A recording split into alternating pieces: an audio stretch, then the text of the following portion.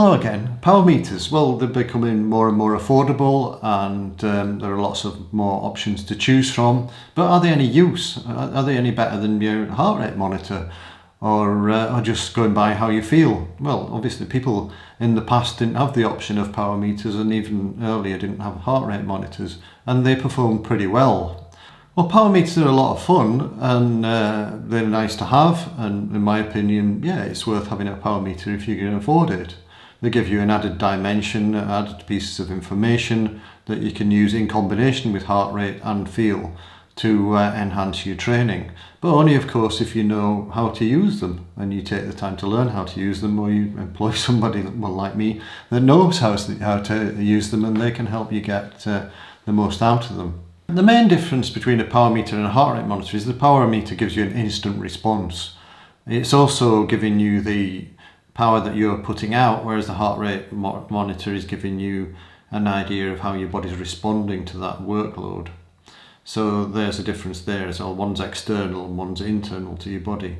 But the main difference really in terms of the training is that the power responds instantly. If you sprint up a hill, then you'll see the change in power in your power meter.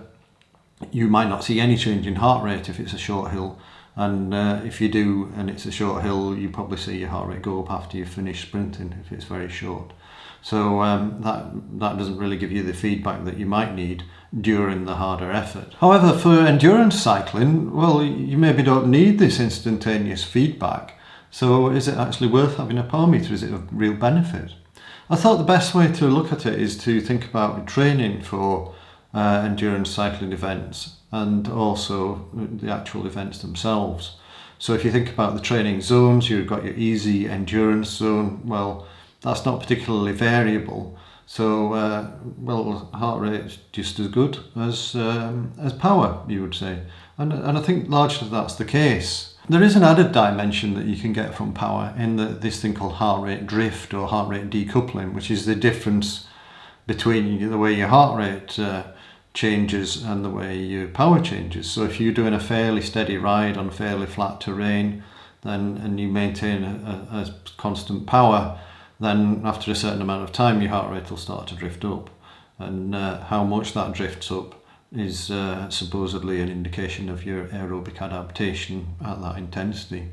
And it's a quite good tool. So you might be able to do 2 hours at say 180 watts now, and you wouldn't get much drift in your heart rate. But if you tried to do 3 hours at that power, your heart rate might start to drift up after say 1 hour and 3/4 or something.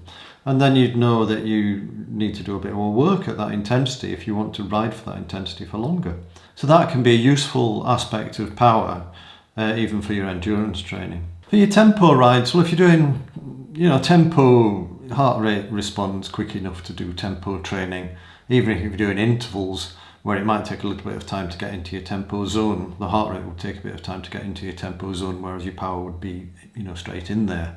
As long as you set off fairly conservatively and then adjust your power every few minutes, then you can stay in that tempo zone. So heart rate's pretty good for tempo type training.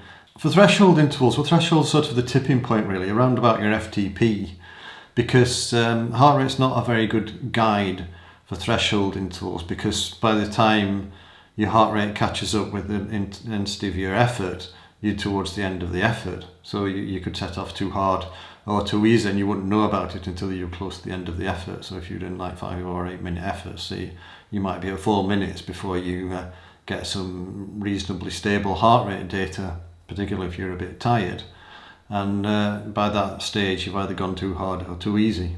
But that's okay, that's useful to know, but it probably doesn't matter. As long as you're roughly in the right type of training zone, you're going to get the response that you're looking for. So again, a power meter gives you a bit of enhancement, a bit more information, but it's not essential. A heart rate monitor is an excellent tool for checking your recovery between the harder efforts, for things like threshold intervals and higher intensity intervals, because sometimes if you're getting a bit tired, you might not be recovering properly between the intervals, and you can then make a judgment on whether to extend your recovery or even reduce it, I suppose, if you're recovering very quickly.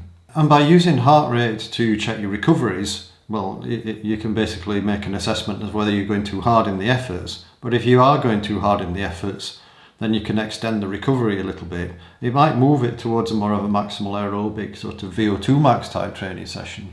But that doesn't really matter, because if you're trying to improve your FTP, then VO2 max and maximal aerobic efforts improve it pretty much the same as the threshold efforts. So it's not a big deal if you go a little bit too hard, you just have to extend your recoveries a bit.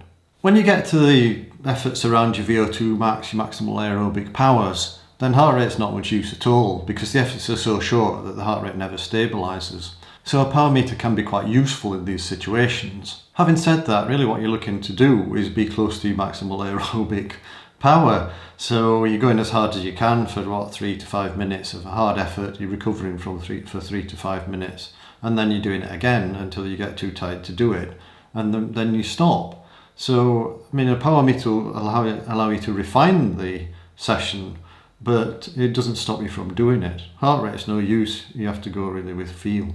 In events, then power can be quite useful for pace judgment. Early on, it's best not to go too hard. If you're on long climbs, then you don't want to be going too hard at the start of climb, and there's a tendency to do that.